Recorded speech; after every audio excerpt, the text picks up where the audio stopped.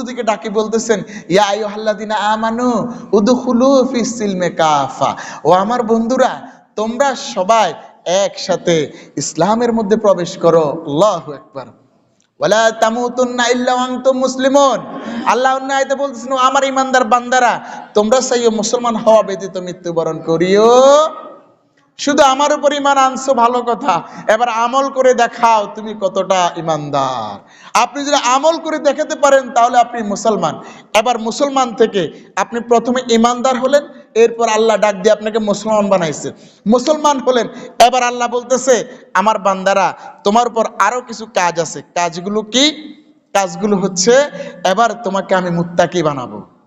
তুমি ঈমানদার হয়েছো, ঈমানদার থেকে তুমি মুসলমান হয়েছো, সেকেন্ড স্টেপে আসছো। এখন third step and final step. মুত্তাকি হওয়া মানে আপনার স্টেপ শেষ, এর উপর আর কোনো স্টেপ নাই। কারণ মুত্তাকি ইকুয়াল টু জান্নাত, মুত্তাকি ইকুয়াল টু জান্নাত, মুত্তাকি সমান জান্নাত। আপনি মুত্তাকির পর্যায়ে চলে গেছেন, আপনার জন্য জান্নাত ওয়াজিব হয়ে যাবে। বলেন না সুবহানাল্লাহ। এবার আপনাকে কেমন মুত্তাকি হতে হবে, মুত্তাকির উদাহরণ কেমন হতে পারে? হযরত ওমর বিন খাত্তাব রাদিয়াল্লাহু তাআলা আনহুর যুগে ওমর বিন খাত্তাব রাদিয়াল্লাহু তাআলা আনহু একদিন রাত্রে বেলা তিনি হাঁটতেছেন, সমস্ত মানুষদেরকে তিনি পর্যবেক্ষণ করতেছেন। করতে করতে একটা বাড়ির সামনে গিয়ে দাঁড়ালেন। বাড়ির মধ্যে একটা বুড়ি মা আর একটা তার কন্যা, সুন্দরী কন্যা, দুইজন থাকেন, তাদের আর কেউ নাই। ওই মা ভোর রাত্রি বেলা তার কন্যা সন্তানকে বলছে, মা আমরা তো দুধ বিক্রি করে খাই, আজকে রাতের গভীর রাত হয়ে গেছে, গভীর রজনী, দুজন উঠো, আমরা দুধ মধ্যে আমরা কিছু পানি মিক্সার করে দিই, তাহলে আমরা পরের দিন বেশি পরিমাণ দুধ বিক্রি করে আমরা লাভবান হয়ে যাব।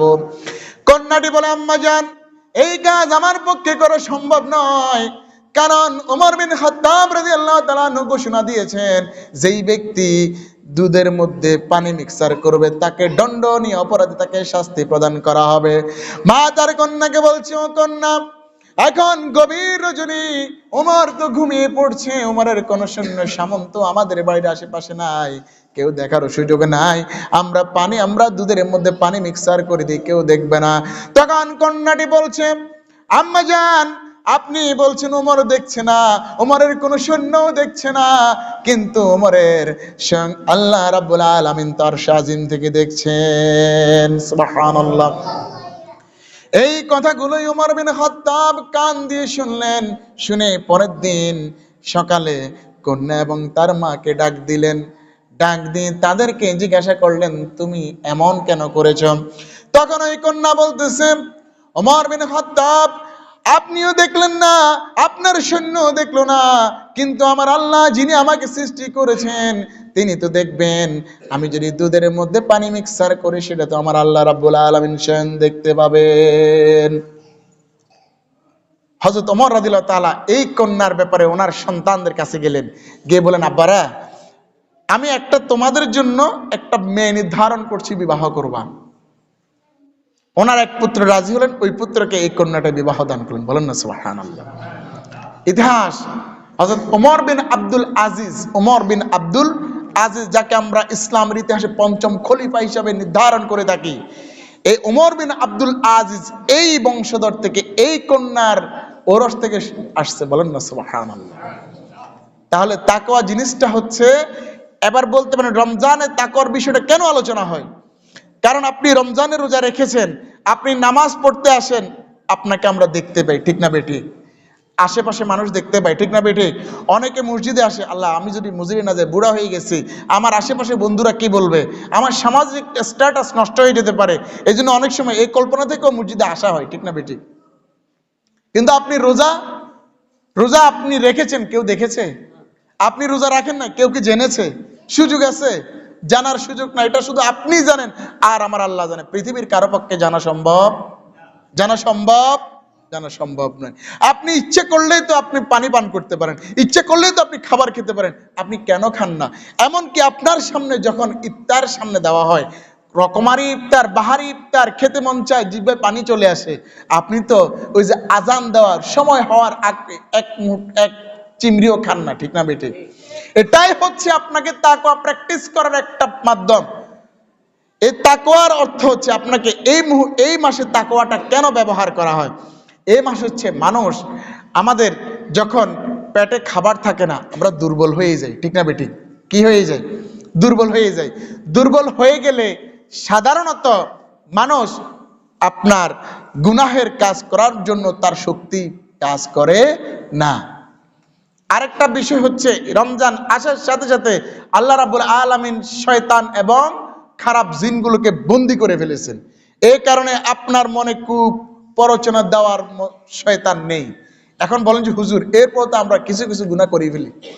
এই গুনাহ কিন্তু আপনার শয়তান কিন্তু বন্দী, শয়তান কিন্তু বন্দী। আমরা গুনাহ করি দুই কারণে, এক হচ্ছে শয়তানের প্ররোচনায়, আর এক হচ্ছে আমাদের মনের কুপ্রবৃত্তির কারণে আমরা গুনাহ করে থাকি। এখন দুইটাই কিন্তু ব্লক হয়ে যায় রমজান আসার সাথে সাথে। এরপরও যারা করে এটার কারণ হচ্ছে শয়তান তো 11 মাস আপনাকে দিয়ে করাইছে। এরপর তো আপনার হাতের প্র্যাকটিস রয়ে গেছে, আপনার মুখের প্র্যাকটিস রয়ে গেছে, আপনার পায়ের প্র্যাকটিস রয়ে গেছে। এই কারণে আমরা এরপরেও কিছু না কেউ কেউ গুনাহের সাথে লিপ্ত হয়ে যাই, ঠিক না বেঠিক? এবার দেখেন এই রমজান আপনাকে কিভাবে তাকওয়াবান বানাবে।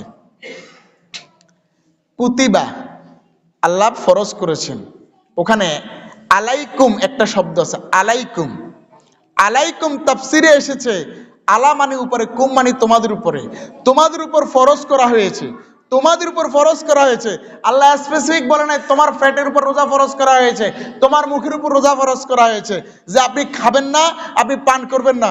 এটার নাম রোজা নয়, এটার নাম রোজা। আপনি খাইলেন না, পান করলেন না, সারাদিন উপবাস থাকলেন, এটার নাম রোজা নয়। আলাইকুম মানে হচ্ছে আপনার হাতের আঙ্গুলি থেকে শুরু করে মাথার চুল পর্যন্ত প্রত্যেকটা জিনিসকে রোজা রাখতে হবে। আল্লাহু আকবার। আপনার এই আঙ্গুল দিয়ে আপনি খারাপ ইশারা পর্যন্ত করতে পারবেন না, এটার নাম রোজা। আপনি মুখ দিয়ে কাউকে গালি দিতে পারবেন না, এটার নাম রোজা। আপনি আপনার পা দিয়ে একটা খারাপ কাজের দিকে যেতে পারবেন না, এটার নাম রোজা। আপনি কাউকে চোখ দিয়ে ইশারা করতে পারবেন না, এটার নাম রোজা। রোজা বলা হয়েছে আপনার পুরো বডি, আপনার পুরো শরীরটাকে আপনি রোজায় যদি নিতে পারেন এটার নাম রোজা, ওটাকে বলা হয় রোজাদার। আপনি পারলেন না, শুধু আপনি ক্ষুধার্ত থাকলেন আর উপবাস থাকলেন, কিন্তু আপনার মুখ ঝগড়া করলো, মুখে খারাপ কথা বললো, হাত দিয়ে খারাপ কাজ করলেন, ঘুষ খাইলেন, 2 নম্বরই করলেন, আপনি সুদের কথা আপনি লিখলেন, তাহলে আপনার শুধুমাত্র উপবাস ছাড়া আর কোনো উপকারে আসবে না। তাকওয়া, এই তাকওয়া অর্জন করার জন্য আপনার পুরো বডিটাকে আপনাকে একটা মুষ্টির মধ্যে নিয়ে আসতে হবে। আপনার চুল পর্যন্ত আপনার কি করতে পারবে না, রোজার আয়ত্তের বাইরে যাওয়ার কোনো সুযোগ নাই। আপনি চোখ দিয়ে কাকে ইশারা করছেন আপনি দেখছেন, আর কে দেখছে? আপনি ভাবতেছেন আর কেউ দেখছে না।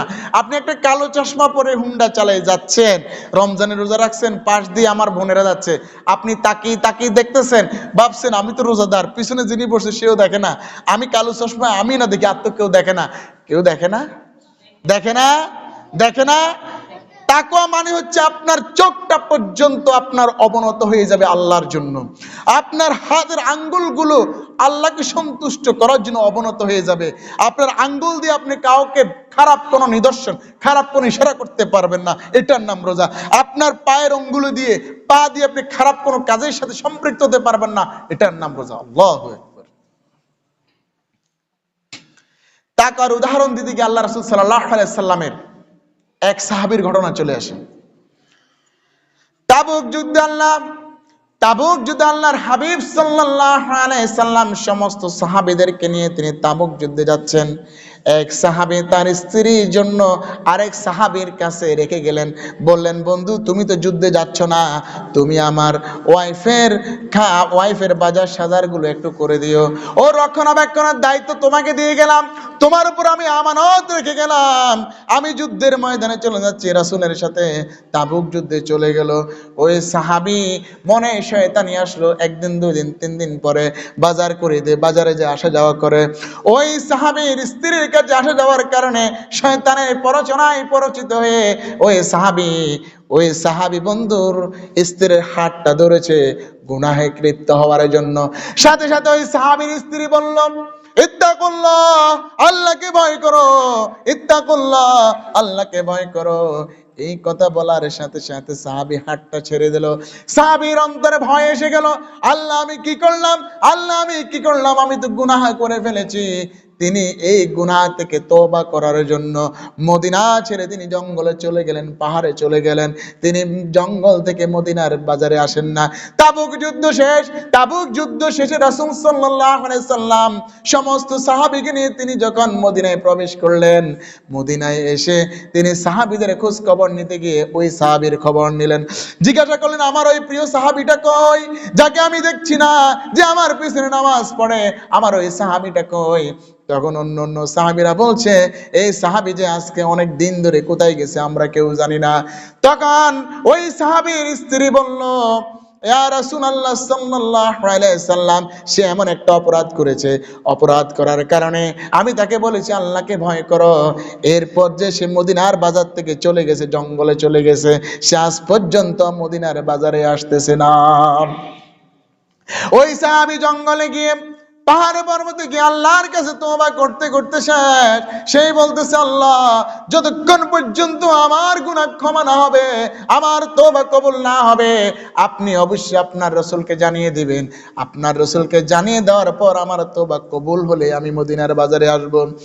এই মধ্যে আল্লাহ রাব্বুল আলামিন তার হাবিবের কাছে জানিয়ে দিলেন, আপনার ওই সাহাবীর গুনাহগুলো আমি মাফ করে দিয়েছি, তার তওবাটা আমি কবুল করেছি, তাকে আমার কাছে নিয়ে আসুন। তাকে মদিনায় নিয়ে আসুন। সাহাবীরা গিয়ে খোঁজ করে জঙ্গল থেকে ওই সাহাবীকে নিয়ে আসলেন। আসার পর ওই সাহাবী রাসূলুল্লাহর পিছনে নামাজ পড়ছেন। রাসূলুল্লাহ নামাজের মধ্যে পড়তেছেন, আল-হাক্কাতুমাল হাক্কা, আল্লাহু আকবার, আল্লাহু আকবার। এই শব্দ উচ্চারণ করার সাথে সাথে ওই সাহাবীর বুকে প্রচন্ড ভয় চলে আসলো। কিয়ামতের কথা মনে পড়ে গেল, জাহান্নামের কথা মনে পড়ে গেল। সাথে সাথে তিনি নামাজের মধ্যে বেহুঁশ হয়ে পড়ে গেলেন। নামাজ শেষ করলেন, নবীজি এবং তার সাহাবীরা ওই সাহাবীকে দেখতে গেলেন। দেখে দেখতেছে ওই সাহাবী আর দুনিয়ার জীবনে নাই। আল্লাহু আকবার, আল্লাহু আকবার, আল্লাহু আকবার। ওই সাহাবীর কাফন পরানো হলো, দাফন পরানো হলো। আল্লাহর নবীজি তার জানাজা পড়লেন। জানাজা পড়তে গিয়ে তাকে দাফন করানোর সময় আল্লাহর নবীজি নখ দিয়ে, পায়ের নখ দিয়ে আস্তে আস্তে করে হাঁটছেন। সাহাবীরা জিজ্ঞাসা করলেন, ইয়া রাসূলুল্লাহ, আপনি পায়ের তালু বসাইয়ে কেন হাঁটছেন না? আপনি পায়ের নখ দিয়ে কেন কেন হেঁটে হেঁটে তার কবরের সামনে যাচ্ছেন? নবীজি বলেন, আমার সাহাবীরা, আমি জানি, আমি দেখি, তোমরা দেখো না, তোমরা জানো না। আল্লাহর অগণিত কোটি কোটি ফেরেশতা এই সাহাবীর তওবা কবুল হয়েছে। এই সাহাবীর তওবা এমন ভাবে আল্লাহ রাব্বুল আলামিন কবুল করেছে, আকাশ থেকে অগণিত ফেরেশতা জমিনে এসে গেছে এই সাহাবীর জন্য। আমি ফেরেশতাদের জন্য হাঁটতে পারছি না, তাই আমি নখ দিয়ে হাঁটছি। বলেন না সুবহানাল্লাহ। তাকওয়াটা এমন হতে হবে, তাকওয়ার পর্যায়টা আপনার এমন হতে হবে যে আপনি একটা গুনাহ করছেন, গুনাহটা মাপ পাওয়ার জন্য আপনার অন্তর বেহুশ হয়ে যাবে, আপনার অন্তর পেরেশান হয়ে যাবে, তাহলে বুঝতে হবে আপনি তাকওয়াবান। আমরা তো এখন এই নামাজ পড়লাম, নামাজ পড়ে বাইরে গেলাম, সুদ, ঘুষ, ভণ্ডামি, মিথ্যা কথা আছে না নাই? আছে না নাই? এই মসজিদ থেকে বের হলাম, এমনকি মসজিদে আমরা গীবত করি না নাই? আছে না নাই? মসজিদে আমরা একে অপরের কথা বলি, খারাপ কথা বলি, গীবত করি, ঠিক না বেঠিক? আপনার সমস্ত আমল ধ্বংস হয়ে যাবে শুধু গীবতের কারণে। নাউযুবিল্লাহ, নাউযুবিল্লাহ। তাকওয়া অর্জন করার জন্য আরেকটা ঘটনা আল্লাহ রাব্বুল আলামিন, আল্লাহ রাসূল সাল্লাল্লাহু আলাইহি সাল্লাম, আল্লাহ রাসূল সাল্লাল্লাহু আলাইহি সাল্লামের কাছে এক নারী আসলেন।